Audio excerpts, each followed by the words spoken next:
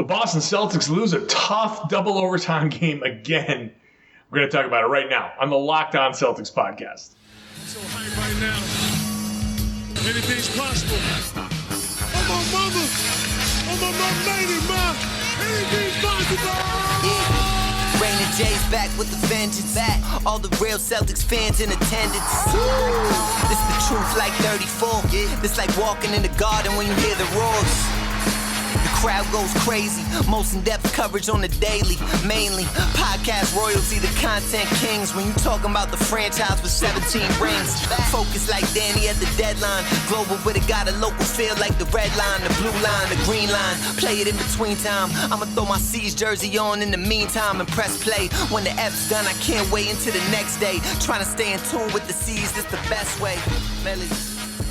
Hey there, thanks for making the Locked On Celtics podcast your first listen every day. And remember, Locked On Celtics is free and available on all platforms, including YouTube, and every episode is available on Celtics, LockedOnCeltics.com. I'm John Karalis. I cover the team for Boston Sports Journal. I've written a book called Boston Celtics All-Time All-Stars, which you can buy now everywhere books are sold online. I got to start by saying that if it sounds like I'm recording this thing from a distance and you're sitting there thinking, hey, sounds like John's recording off of a camera.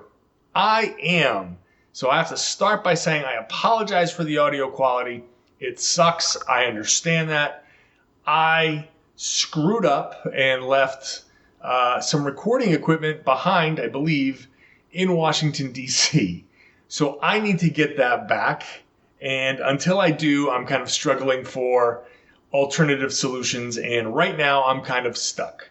So I wanted to do a podcast. I want to get that out to you. I'm going to try to make this podcast sound better through editing. But unfortunately, right now, this is what I have. So I apologize for the audio quality. I understand. Please bear with me. If you don't want to listen to the show, I get it. If it bothers you, I get it. Some people, the audio quality is super, super important. I apologize. This is a temporary thing. Once I get my recording equipment back, I will be back and ready to go. But much like a lot of other things in Washington for people from Boston, it didn't go great. And so what can I say? So the Celtics lost to the Wizards in double overtime. A tough loss. It was what was that final score? It was a 115-112 loss where the Celtics got another great game from Jaylen Brown, 34 points on 14 of 24 shooting. Jayson Tatum dropped 27. But the Celtics I thought they defended well. I thought the Celtics really did defend better than they have in the past. I think the biggest issue, obviously, was the 2 of 26 from 3, which I will address a little deeper later on. That is such an aberration. Like that is not something that bothers me. And again, I'm going to save that for later on. I'm just going to say that right now, it doesn't bother me that they shot 2 of 26 from 3. That is so rarely going to happen that's something that it's. Hey, some nights you're going to shoot horribly. Some nights everybody's going to be off. Just like a no-hitter in baseball, just like any other sport where everybody seems off. That's just one of those things. They they only hit 2 of 26 from 3. And that was a big driver in how this game went, because if they had hit a normal amount, even a bad amount of three-pointers, not god-awful, if they just hit a bad amount of three-pointers, like 30% from 3, this would have been a much different game. I can't say how it would have gone because the Wizards would have reacted differently to that, but hey, it is what it is. And I thought, like, if we're looking at the realism of this game, I thought the Celtics did enough to win, minus the shooting, the poor shooting. They did a good job on Beal. Wizards really gave the Celtics opportunities there to win the game. They had some really horrible turnovers and key situations. Celtics couldn't take advantage. So let's also say this. the Celtics need a lot of work. The Celtics offense is a bit of a mess. And later on in the third segment, I'll talk about that as well, because Ime Udoka put it pretty kind of in a funny way about some of the bad habits that the Celtics are in. But Celtics offense is clearly not there yet. Now, there was no Rob, no Marcus Smart. Can't blame Marcus Smart. Those of you who want to, can't blame Marcus Smart for this one. The Celtics looked just as bad on offense as with Schroeder running the team as they did with Smart running the team. So maybe if there's any silver lining here, maybe you can back off a little bit and say, hey, it's not Smart's fault, because the Celtics offense looked basically the same as it has before. There was more energy in this game. So I think whatever was getting through, whatever Udoka wanted to get through, got through to these guys. He talked about a very blunt and direct film session after the first Wizards game, and there seemed to be some level of response. So that's a positive. I think after the game, the tone from the team was very positive. So I think I definitely take my cue from, okay, this is how the team's reacting. This is how they feel. And I look at the evidence. I say, should they feel that way? And I think they should. They're not. They didn't make the most basic mistakes that they were making earlier in that first Wizards game. I think that they made plenty of mistakes. I still think there are plenty of opportunities to cut. There were a couple of cutters who didn't get the ball passed to them, which is a bad thing.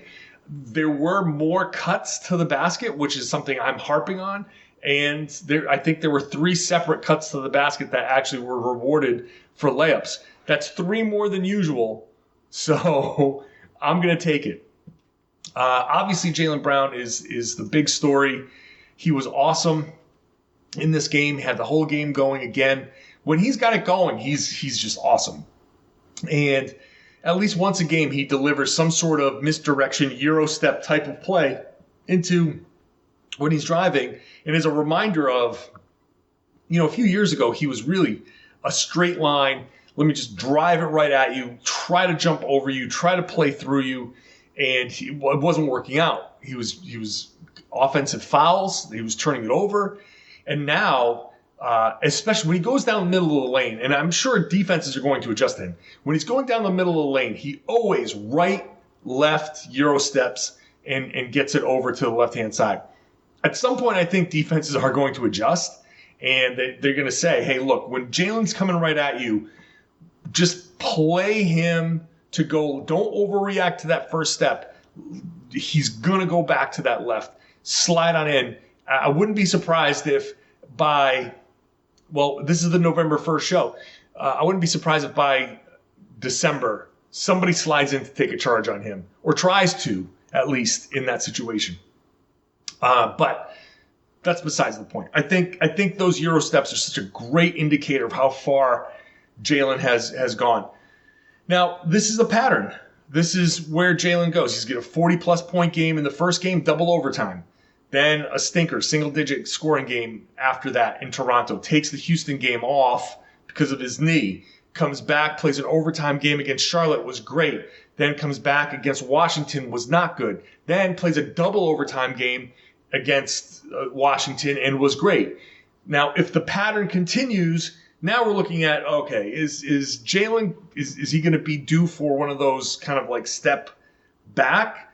And I asked him, I said, look, if you're feeling this way again, are you open to reducing your role? And when I asked him if he's open to reducing his role, it's just more like, if you come out and don't feel like yourself, if you said, I feel like I'm playing 3 games instead of 1 game, if that's still the case, if you feel that way on Monday against the Chicago Bulls, a team that's 5-1 and is a good team right now, if you're not feeling yourself, would you, how are you going to approach this? And he said, hey, I'm going to be there. I'll be ready, which is fine. It's something to watch for now. What's Jaylen going to do in this game against Chicago? Does he have enough juice left to go out there and perform against the Bulls and give that effort. I'm not blaming him for not. If COVID has cut him to a point where his recovery is not going the way it normally would, if he can't bounce back right now, then that's not his fault. That's not his fault. So I'm not blaming him. I'm not singling him out. He had COVID. So if you can't find that energy, then, and when I say reduce his role, like, hey guys, I'm not feeling it. Can I play 5-minute stints instead of 7-minute stints? Can I, something along those lines, something that maybe he sits a little bit longer to get his breath back. Maybe whatever it is, it's not that I'm asking him to like sit or even taking himself out of the game. It's just, hey, if you don't have it and you don't have it coming in and it's because of the COVID, then, maybe you do take an extra minute on either side of you coming in and coming out. So I just want it until he's 100%, then I just wonder if that's the option. He was great against Washington. He was the best Celtic on the floor by far. I'll talk about Jayson Tatum in a minute because it was interesting. I do want to get into the final before I get into that next segment. The final play in the first overtime. Celtics have it. It's a tie game, and they're setting up. Schroeder has the ball at the top of the key. Jaylen and Al Horford are on the right side of the floor, and it looks like Jaylen's like trying to pop up and get the ball, and Schroeder's waving him off. He's waving him off. And afterward, Ime Udoka said we're trying to get Al Horford to kind of go up and set a screen, and we're trying to get a mismatch there and trying to play off of that. Jaylen was playing a different game. He was like, I want to go get the ball. And so they were not on the same page at the end of the overtime. And what ended up happening was Jayson Tatum gets the ball and has to take a tough contested shot, and he misses. That, I asked Ime about, should you have taken a timeout in that spot? He said, no, we didn't want to get them an opportunity to put better defenders in there, which I get. Totally understand. You want to get a mismatch. At the same time, what's worse? What's worse? The shot that you got or the better defenders? Because, yes, you can look at it and say, I don't want to get better defenders on the floor, but your team was completely discombobulated. So you added a better defender on the floor called confusion. That confusion there of Jaylen was trying to do one thing, Schroeder and Horford were trying to do another thing. Then Tatum is thrown into trying to do something like, oh, now I got the ball and there's 2 seconds left. I got to go do something. Like, that is not good. And I think 2 months from now, 3 months from now, we could be in a situation where they'll be a little more cohesive and they can figure that out a little bit more. But in this situation, I think Ime should have said, look, I need these guys to be able to execute with like 7 or 8 seconds left. Just call the timeout. It doesn't matter who they have in there defending. Just call the timeout and set something up where everybody's listening and on the same page and said, look, all right, here's what we got to do. And just deal with it. Just deal with the fact that you got better defenders out there. Because what was happening there, you didn't need good defenders out there to defend what the Celtics did in that last play of overtime, which was just kind of infuriating. I was very kind of confused as to what was happening. Jaylen came around at that point, Schroeder should just be like, all right, here comes Jaylen. Okay, you want it? Take it. You're one of our best players, man. I don't understand the waving him off. Like, okay, once you wave him off. Second time, just give him the ball. Like that, just give him the ball and say, all right, this is how we're going to do it now. He's the hot player. Let's give him the opportunity. If you're not going to run the play, if the play is breaking down and Jaylen clearly is asking for the ball, don't wave him off. Like, there's so many things that went wrong with that last possession. All right, let me get into Tatum next. I'll talk about that in just a second. First, let me tell you about Indeed. Thanks to the great resignation, the job market is filled with once-in-a-generation talent. So how is your organization going to put together an all-star team? Your front office needs an all-star roster, and you need Indeed. It's a hiring partner that gets you what you really want, a short list of quality candidates as fast as possible, because you can do it all. Attract, interview, and hire all at Indeed. So don't struggle to find your own quality candidates. Indeed can help you hire the right people right now. It partners with you every step of the hiring process so you can find talent and skills that you need through tools like instant match assessments and virtual interviews. With Instant Match, as soon as you sponsor a post, you'll get a short list of quality candidates whose resumes on Indeed match your job description. You can even invite them to apply right away. Get started right now with a $75 sponsored job credit to upgrade your job post at Indeed.com/lockedon. That's a $75 credit at Indeed.com/lockedon. Indeed.com/lockedon. Offer is valid through December 31st. Terms and conditions apply. Need to hire? You need Indeed. Today's show also brought to you by DirecTV Stream. Does this sound familiar? If you've got one device that lets you catch the game live, another that lets you stream your favorite shows, you're watching highlights on your phone, you're borrowing a login for the good stuff. Well, I want to tell you about a simple way to get all that entertainment you love without the hassle, a great way to finally get your TV together. It's called DirecTV Stream, and it brings all your live TV and on-demand favorites together like never before, so you can watch your favorite sports, movies, and shows all in one place. That means no more juggling remotes, no need to buy another device ever again. And the best part, there's no annual contract. So get rid of the clutter and the confusion and get your TV together with DirecTV Stream. You can learn more at DirecTV.com. That's DirecTV.com. Compatible device required. Content varies by package. Hey, thanks for making Locked On Celtics your first listen every day. Why don't you make Locked On NBA your second listen every day? I host it on Wednesdays with Jake Madison. We've got rotating hosts all week long, so check out Locked On NBA. Cover the whole league every day, Monday through Friday.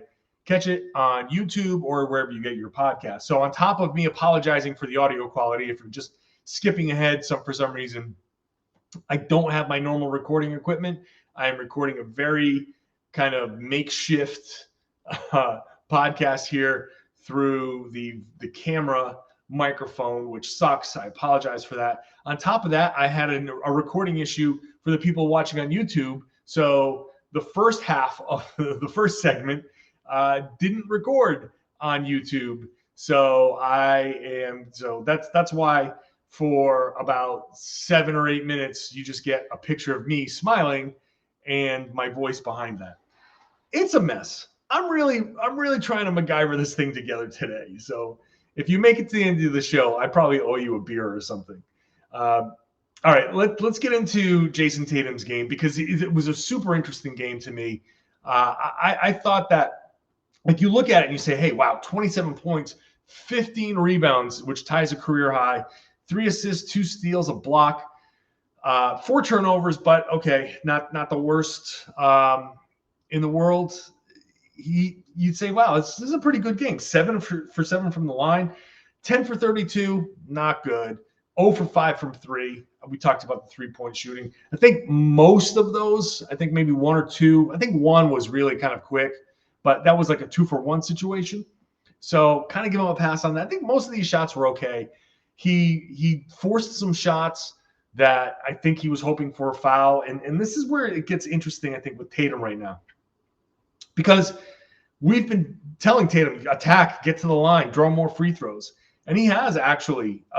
He's driving 14.5 times per game, which is 2 more than last year, 4 more than the year before. But he's shooting 45% on his drives, according to the NBA tracking data. That's down from almost 48% on his drives the year before. So last year he was driving less, but hitting a higher percentage. This year he's driving more, but not hitting as much.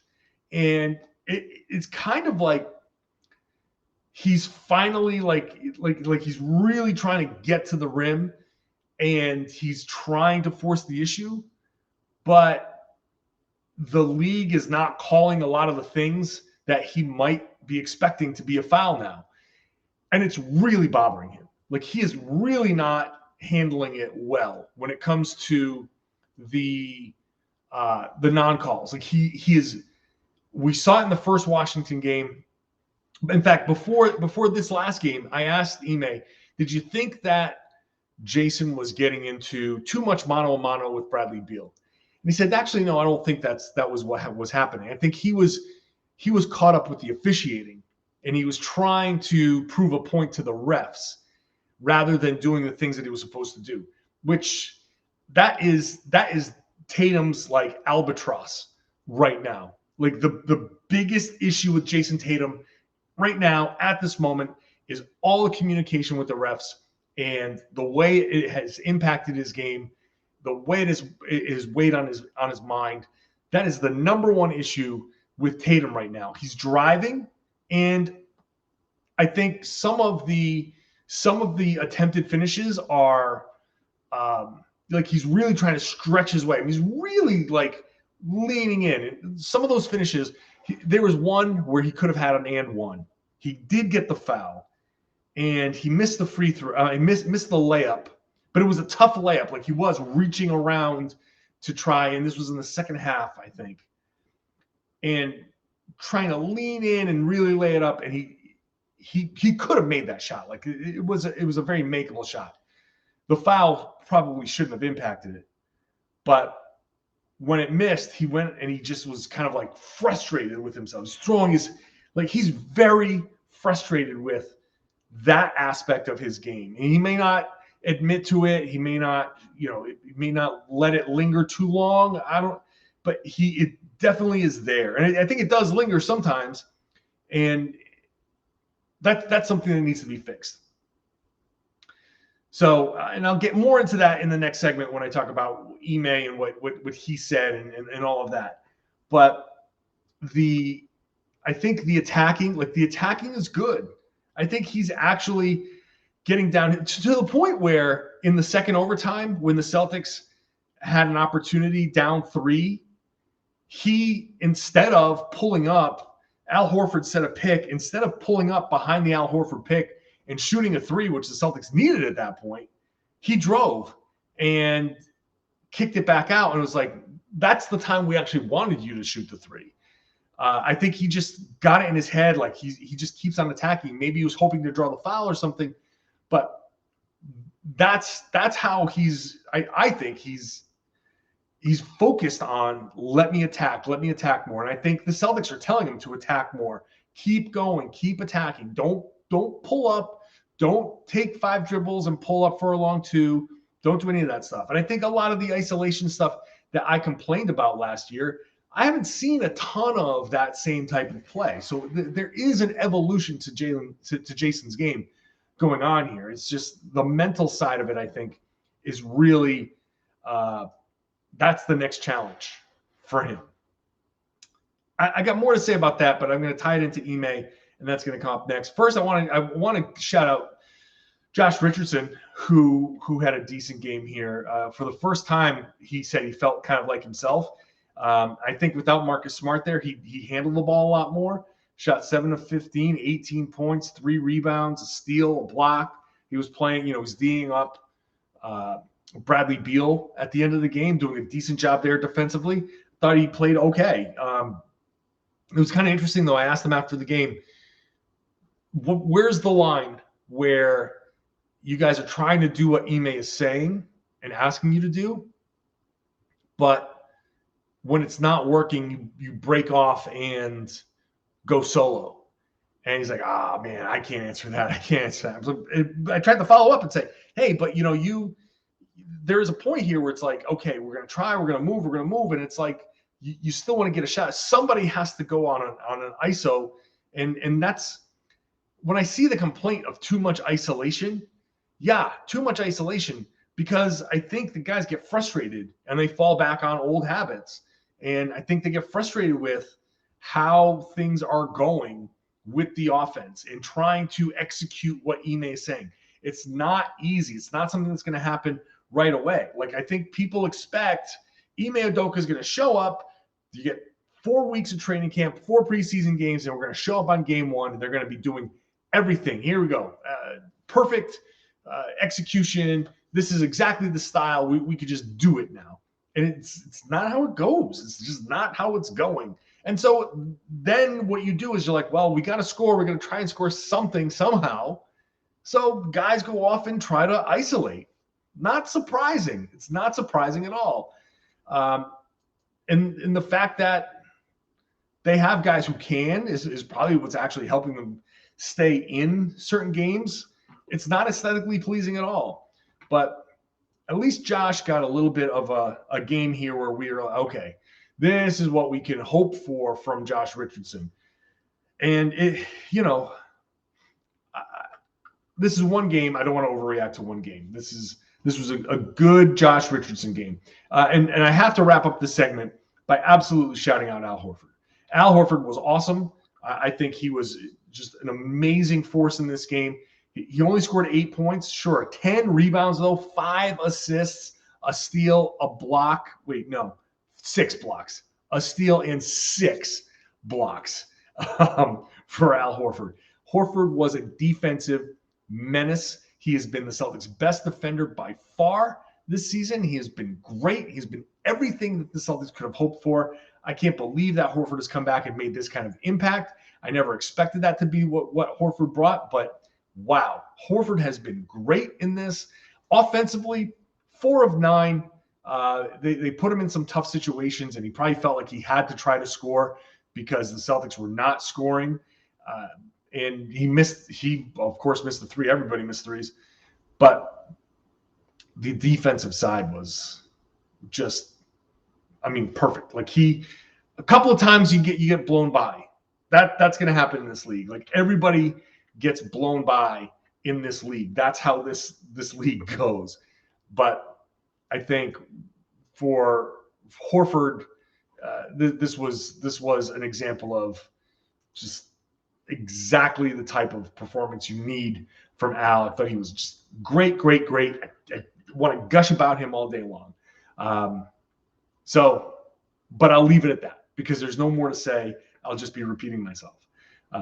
Awesome defensive game from Al Horford. All right, up next, I'll get into why I don't mind the 3-pointers and the line from Ime Udoka that says it's kind of like parenting out there, which was really interesting to me.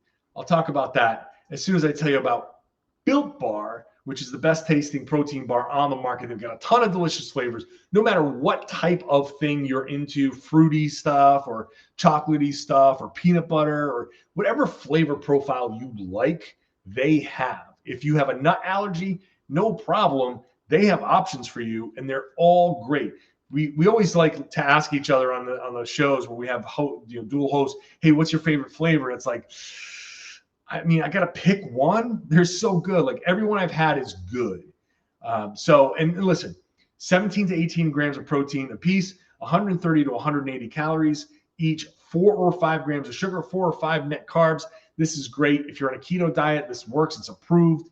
So check it out. They're always dropping new flavors at Built.com, always dropping something new. You can never just say, it's going to be all the same thing.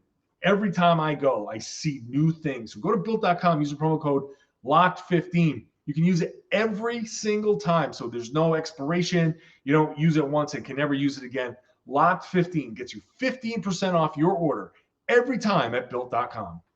Thank you once again for making Locked On Celtics your first listen. Why don't you make the Locked On Fantasy Basketball Podcast your second listen?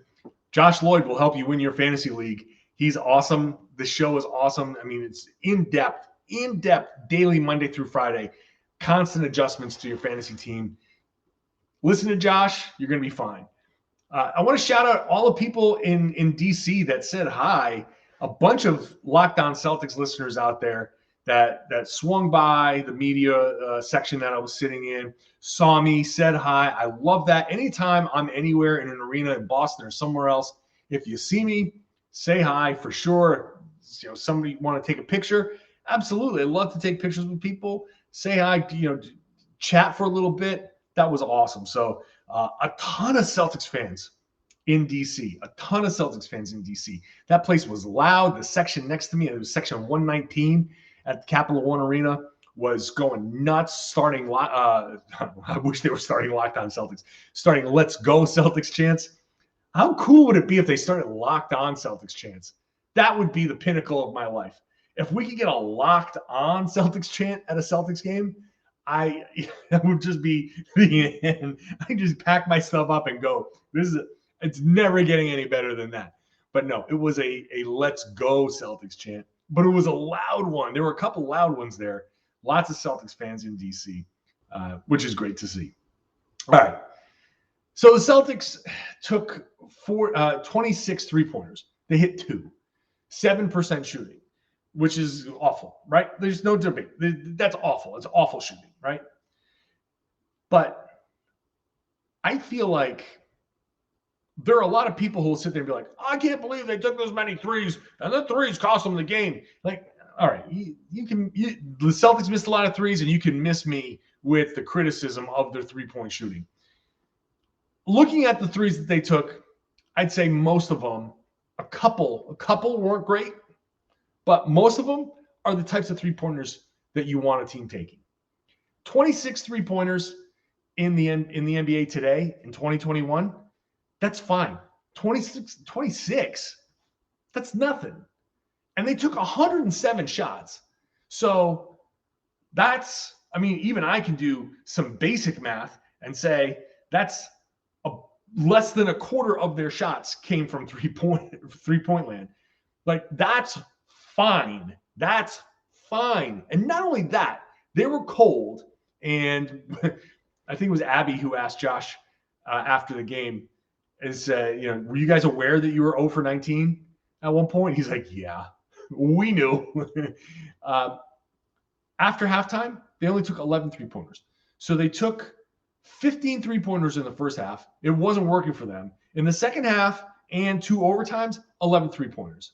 So they weren't live by the 3, die by the 3. That's not what this game was at all. If you come away saying, oh, live by the 3, die by the 3, that's nope. You're not watching the same game that I watched. You're not watching the game closely enough, because 107 shots and only 26 were three-pointers. They attacked the basket. They scored 60-something points in the paint. That at least was a good, a well-intentioned Celtics offense. It wasn't, they're very far from where they want to be.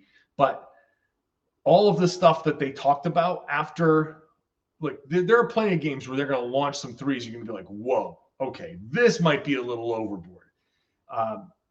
This is not the game to complain about the three-point shooting. They didn't go in. That's what's going to happen.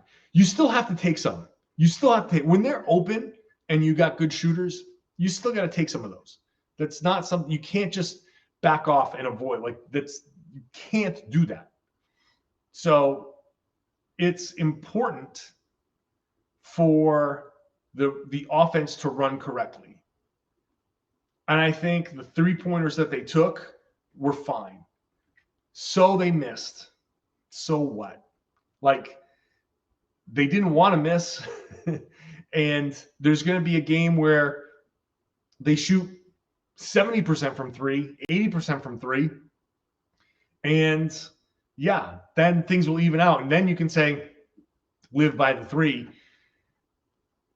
Things will even out over the course of the season. The shot going in or not is not the issue for me.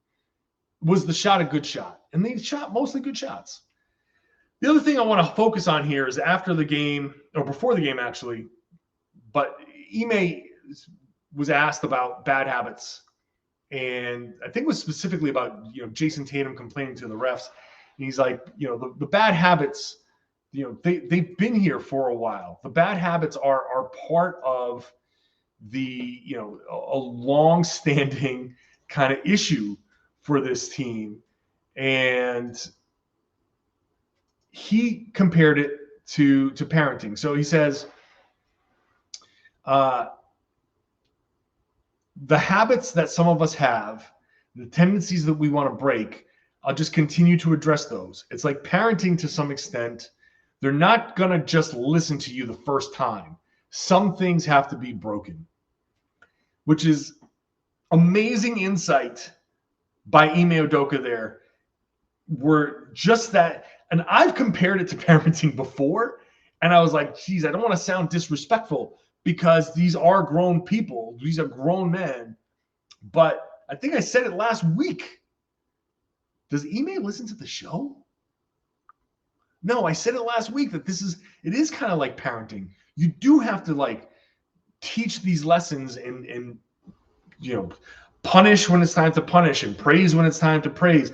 And this is like, yeah, you got bad habits. Guys are going to test their limits sometimes. You have to say, look, this is how we're doing it. And guys, especially some of these guys who are really good at basketball, they're going to be like, yeah, okay. Yeah, okay. And they've got habits that they built over the course of time. And he's coming in and being like, no, I don't want to do that. You can have the approach of, I'm going to work with this guy and what his habits are. Or Ime's coming in and be like, nope, that's not going to work for us.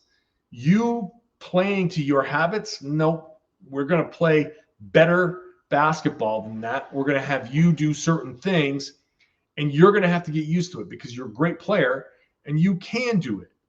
But we're not going to sit here and just say you get to do whatever you want. That's not going to fly.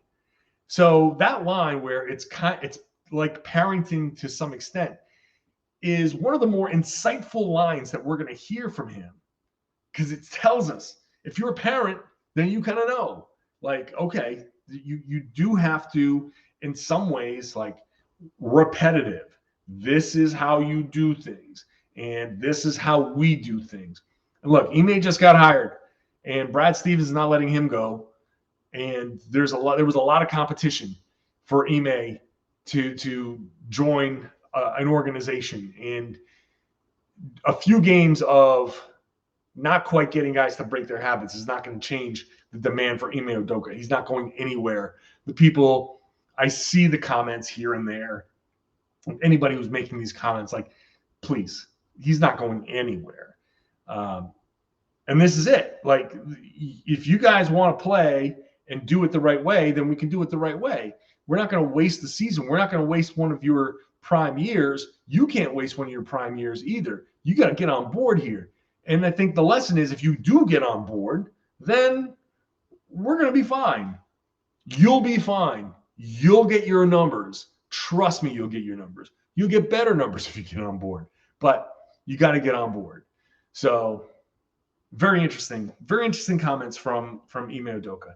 Again, I really do apologize. If you're listening to at this point, I really do apologize for the audio quality. Again, if you've skipped around and you didn't hear it and you're wondering what the hell happened to my audio, I did leave behind, I believe.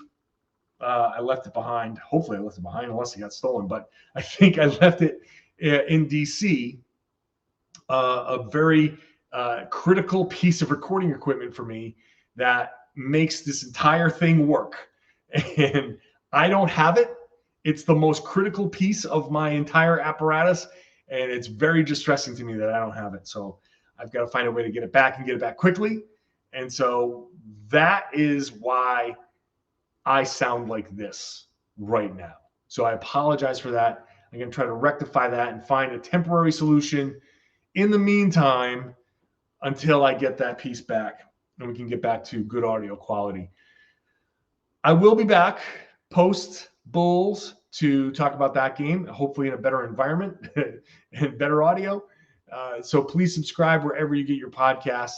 Watch it on YouTube. Everybody on YouTube, thank you for watching, subscribing. We're past 3,000 subscribers. Now we're on to try to get 4. So really helpful there. And the best way to do that is if you share the podcast, tell your friends, tell your family, everybody that they should be listening to and watching the Locked On Celtics podcast here on the Locked On Podcast Network.